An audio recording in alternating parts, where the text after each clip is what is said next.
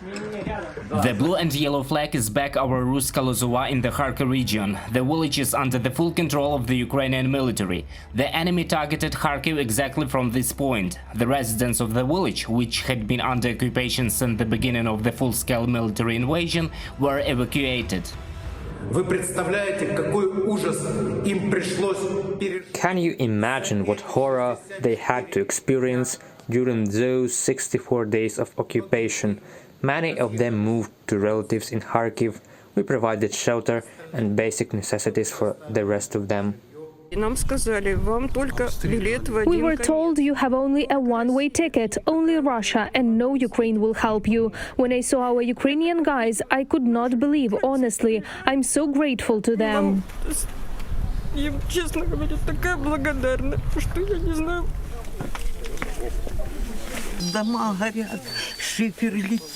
Houses were burning, roof plates were blowing. We had 14 such big pits in our garden. It hit the cellar. The cellar was shaking like that. I didn't know. I thought I was going to die. One civilian was killed and another 5 were wounded as a result of artillery and mortar strikes in Kharkiv and the region during the past day.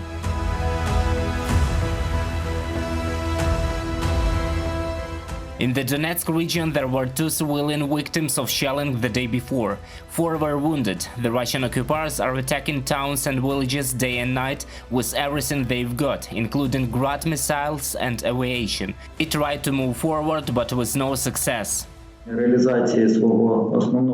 The enemy made no progress in accomplishing its main plan, the capture of the Donetsk and Luhansk regions, and concentrated its main efforts on airstrikes and heavy artillery fire.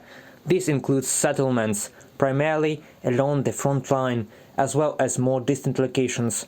Kramatorsk and Bakhmut districts were also targeted with air and missile strikes. Mariupol, that the Russian occupiers threatened to capture in 3 days, is still a Ukrainian city. The city is under air strikes. The Russian occupiers continue to blockade Azovstal. Street battles are underway.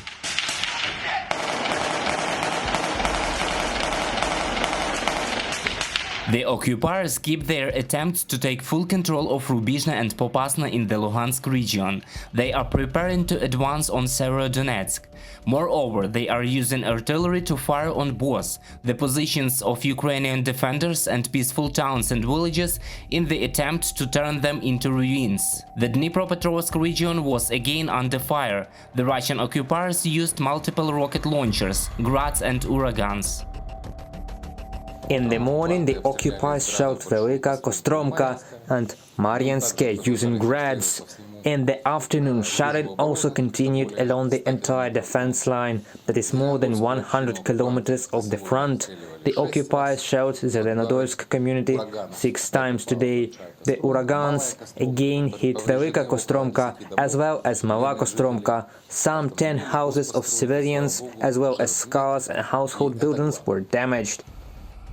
Meanwhile, the Joint Forces operation personnel successfully repulsed 14 enemy attacks in just 1 day. The occupiers have lost 11 tanks, 7 artillery systems, 27 armored vehicles, as well as 7 unmanned aerial vehicles and 1 aircraft.